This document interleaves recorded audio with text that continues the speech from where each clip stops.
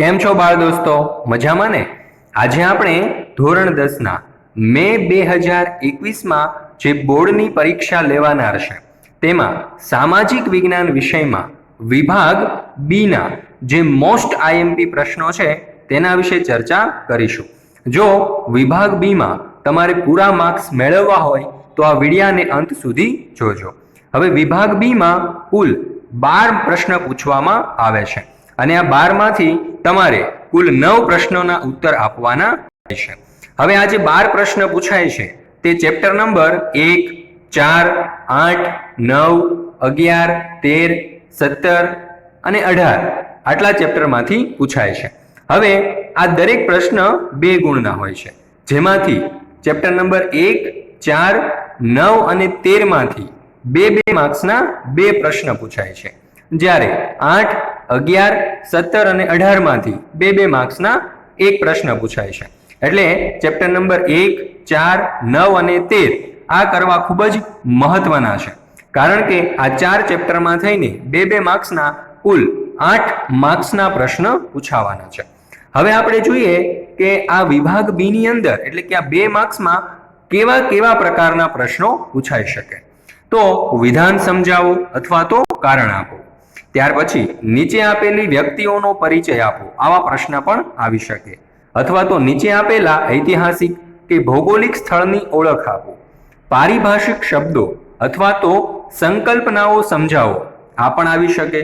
ત્યારબાદ નીચે આપેલ પરિસ્થિતિજન્ય પ્રશ્નોના જવાબ વિચારીને લખો, આ પ્રકારના પ્રશ્ન પણ હોઈ શકે, અથવા તો ટૂંકમાં ઉત્તર આપો, મને ઓળખો અને પ્રશ્નોના જવાબ આપો વગેરે પણ હોઈ શકે. તો જોઈએ આપણે સર્વપ્રથમ ચેપ્ટર નંબર 1 કે ચેપ્ટર નંબર 1 માંથી વિભાગ 2 માં કેવા કેવા પ્રશ્ન પૂછાઈ શકે છે. તો જુઓ, પ્રાકૃતિક અને સાંસ્કૃતિક વારસા વચ્ચેનો તફાવત સ્પષ્ટ કરો. ત્યાર પછી બીજો પ્રશ્ન એ આવી શકે કે ભારતમાં ભાતીગળ સંસ્કૃતિનો વિકાસ કરનાર પ્રજાનો પરિચય આપો. અહીં જે સફેદ રંગના જે અક્ષરોની અંદર પ્રશ્ન પૂછવામાં આવેલા છે તે અગાઉના વર્ષોમાં બોર્ડમાં પૂછાઈ ગયેલા પ્રશ્નો છે, અને જે પીળા રંગમાં છે તે તમારા માટે આ વર્ષે મહત્વના પ્રશ્નો છે.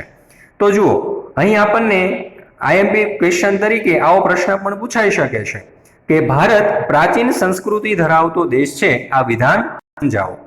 અથવા તો ઓસ્ટ્રેલોઇડ પ્રજાએ ભારતની સંસ્કૃતિ અને સભ્યતાના વિકાસમાં મહામૂલો ફાળો આપ્યો છે, વિધાન સમજાવો.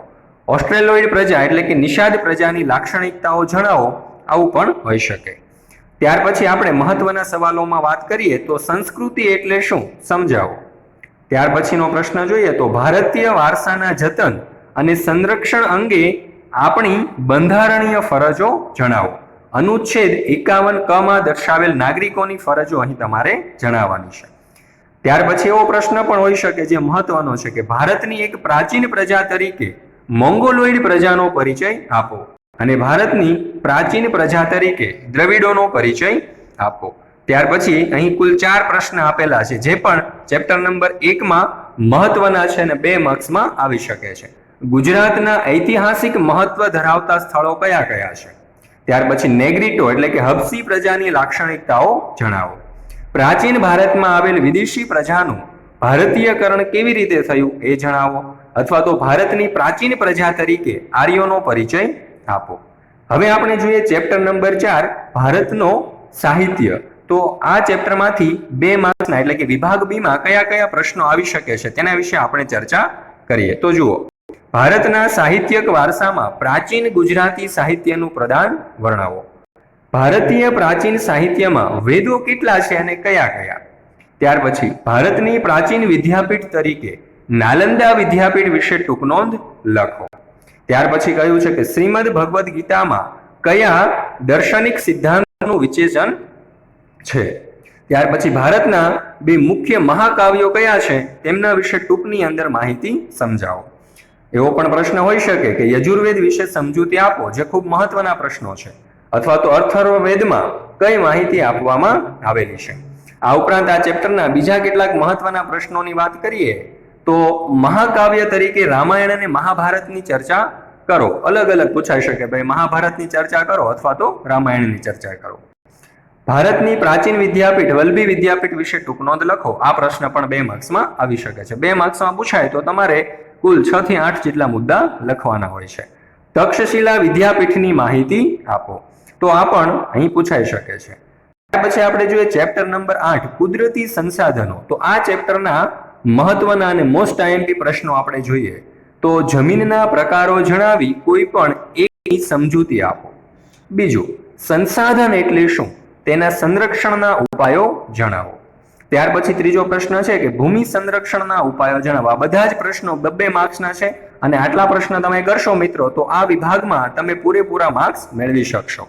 ત્યાર પછી છે કે રણ પ્રકારની જમીનો વિશે ટૂંકમાં જણાવો અથવા તો પારિભાષિક શબ્દોના અર્થ આપો, જેમ કે જમીન ધોવાણ, ભૂમિ સંરક્ષણ, વિરલ સંસાધન, એકલ સંસાધન, નવીનીકરણીય સંસાધન, અનવીનીકરણીય સંસાધન, રણ પ્રકારની જમીન, રાષ્ટ્રીય સંસાધન, સર્વ સુલભ સંસાધન અથવા તો સામાન્ય સુલભ સંસાધન, ભીડ પ્રકારની જમીન, કપાસની જમીન, જમીન નિર્માણ જમીન વગેરે જેવા પ્રશ્નો પણ અહીં પૂછી શકે છે. ત્યાર પછી હવે આપણે જોઈએ ચેપ્ટર નંબર 9 વન અને વન્ય જીવન સંસાધન. તો આ ચેપ્ટરમાંથી 2 માર્ક્સના કેટલાક એવા મહત્વના પ્રશ્નો છે જે અહીં પૂછાઈ શકે છે. તો જોઈએ કે વહીવટી દ્રષ્ટિએ જંગલોના પ્રકાર કયા કયા છે તેને ટૂંકમાં સમજાવો. હવે જંગલના કોઈ પણ 2 પ્રકાર વિશે અહીં તમારે સમજાવવાનું છે. ત્યાર પછી વાઘ પરિયોજનાનો ટૂંકમાં પરિચય આપો. ત્યાર પછી આ ચેપ્ટરના બીજા મોસ્ટ આઈએમપી પ્રશ્નોની આપણે વાત કરીએ તો લુપ્ત થતા વન્ય જીવન અંગે ગંભીરતાથી વિચારવાનો સમય પાકી ગયો છે. આ વિધાન સમજાવો. ગુજરાતના અગાઉ વાઘ ક્યાં ક્યાં જોવા મળતા હતા અને વન્યજીવ સંરક્ષણ માટેના ઉપાયો જણાવો તથા ગેંડા પરિયોજના વિશે માહિતી આપો. તો આ પ્રશ્નો જે છે તે ચેપ્ટર નંબર 9 વન અને વન્યજીવ સંસાધનના મહત્વના અને ઇમ્પોર્ટન્ટ પ્રશ્નો છે. ત્યાર પછી આપણે જોઈએ ચેપ્ટર નંબર 11 જળ સંસાધન, એટલે કે આ પ્રકરણના મહત્વના પ્રશ્નો કે જે 2 માર્ક્સમાં પૂછાઈ શકે છે. તો બહુહેતુક યોજનાનું મહત્વ જણાવો અથવા તો તેના લાભાલાભ જણાવો. બીજું, યોગ્ય જળ વ્યવસ્થાપન સંકટથી બચાવે છે. અહીં યોગ્ય દલીલો આપીને સમજાવવાનું છે. અહીં તમારે દલીલો કરવાની છે. ત્યાર પછીનો પ્રશ્ન છે કે વૃષ્ટિ જળ સંચયના મુખ્ય હેતુઓ જણાવો. જળ વ્યવસ્થાપન માટે કઈ બાબતો ધ્યાનમાં રાખવી જોઈએ? બહુહેતુક યોજના એટલે શું તેના ઉદ્દેશો જણાવો અથવા તો ભૂમિગત જળના ઉપયોગો જણાવો અને જળ સંસાધનની જાળવણી માટેના ઉપાયો જણાવો અથવા તો જળ સ્ત્રોતના પ્રકાર સમજાવો. તો આ બધા જ જે 2 માર્ક્સ પ્રશ્નો છે તે ચેપ્ટર નંબર 11 માંથી પૂછાઈ શકે છે. એટલે કે ચેપ્ટર નંબર 11 ના મહત્વના પ્રશ્નો છે. હવે આપણે ચેપ્ટર નંબર 3 ઉત્પાદન ઉદ્યોગો ના મહત્વના અને 2 માર્ક્સના પ્રશ્નોની ચર્ચા કરીએ. તો ખેતી આધારિત ઉદ્યોગમાં કાપડ પછી બીજું સ્થાન ધરાવતા ખાંડ ઉદ્યોગ વિશે સમજ આપો અથવા તો ટૂંકમાં એવું પણ પૂછાઈ શકે કે ભાઈ ખાંડ ઉદ્યોગ વિશે સામાન્ય સમજ આપો કે માહિતી આપો. ત્યાર પછી પશ્ચિમ બંગાળના પ્રવાસ દરમિયાન તે લોકોના ઘરમાં શણના પગ લૂછણિયા, સૂતળી વગેરે જોવા મળે છે. તો આ પ્રશ્ન પણ હોઈ શકે. ત્યાર પછી જોઈએ તો કંતાન કોથળાનો વપરાશ ખૂબ વધારે પ્રમાણમાં જોવા મળ્યો. આવું શા માટે? શણ ઉદ્યોગ પશ્ચિમ બંગાળમાં શાથી વધારે વિકસ્યો છે? આ પ્રકારનો પ્રશ્ન હોઈ શકે. ત્યારબાદ જોઈએ તો હાલમાં ભારતનો શણ ઉદ્યોગ અનેક સમસ્યાઓનો સામનો કરી રહ્યો છે. આવું આપણે શાના આધારે કહી શકીએ? તો આ ચેપ્ટરના મહત્વના પ્રશ્નો છે.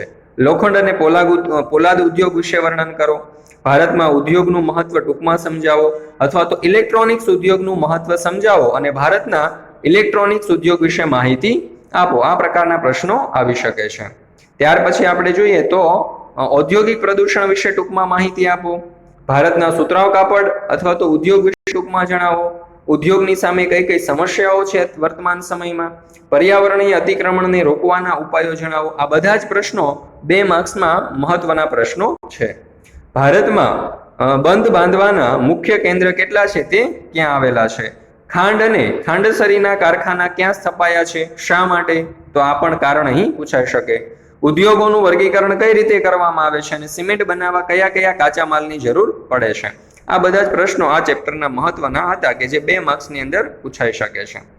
ત્યાર પછી આપણે જોઈએ પ્રકરણ નંબર 17 આર્થિક સમસ્યાઓ અને પડકારો અથવા તો ગરીબી અને બેરોજગારી. હવે ગરીબીની સંકલ્પના લખો અને તેના કોઈ પણ 3 લક્ષણો જણાવો અથવા તો મનરેગા કાર્યક્રમ સ્પષ્ટતા કરો. અથવા તો બીજા પણ બે મહત્વના પ્રશ્નો છે આ ચેપ્ટરમાંથી જે પૂછાઈ શકે છે કે માં અન્નપૂર્ણા યોજના વિશે સમજાવો, અથવા તો ઈ નામ યોજના કોના માટે હોય છે અને શા માટે હોય છે. તો આ 4 પ્રશ્નો જે છે તે ચેપ્ટર નંબર 17 આર્થિક સમસ્યાઓને પડકારો ગરીબી ને બેરોજગારીમાંથી મહત્વના હતા. ત્યાર પછી આપણે જોઈએ પ્રકરણ નંબર 18 ભાવ વધારો અને ગ્રાહક જાગૃતિના કેટલાક મહત્વના અને ઇમ્પોર્ટન્ટ પ્રશ્નો કે જે કરી લેવાથી લગભગ વિભાગ બી માં તમે પૂરેપૂરા માર્ક્સ પ્રાપ્ત કરી શકશો. તો ISL, ECO, FPO, એગમાર્ક વિશે જણાવો. ચિહ્નને ઓળખવાના પણ પૂછાઈ શકે છે, એટલે કે ચિહ્ન પણ ઓળખો. ભાઈ ચિહ્નનું તમને સિમ્બોલ આપેલો હોય અને કહે આ સિમ્બોલ શેનું છે તમે ઓળખી બતાવો. ત્યાર પછી જોઈએ તો ભાવ નિયંત્રણ શા માટે જરૂરી બન્યું છે, આવો પ્રશ્ન પણ હોઈ શકે. ભાવ નિર્ધારણ તંત્રની ભાવ નિયમનમાં શી ભૂમિકા છે, અને કાળું નાણું, દાણચોરી, સંગ્રહખોરી એટલે શું. તો આ પ્રકારના પ્રશ્નો પણ અહીં પૂછાઈ શકે છે. બાળ મિત્રો, આવા જ વિડીયો આપણી ચેનલ ઉપર તમને પ્રાપ્ત થતા રહેશે, જેથી તમે મે 2021માં લેવાનાર પરીક્ષામાં તૈયારી કરી અને સારા માર્ક્સ પ્રાપ્ત કરી શકો. તો આ પ્રકારના વિડીયો જોવા માટે આપણી ચેનલને સબસ્ક્રાઇબ કરી લેજો અને જોતા રહેજો.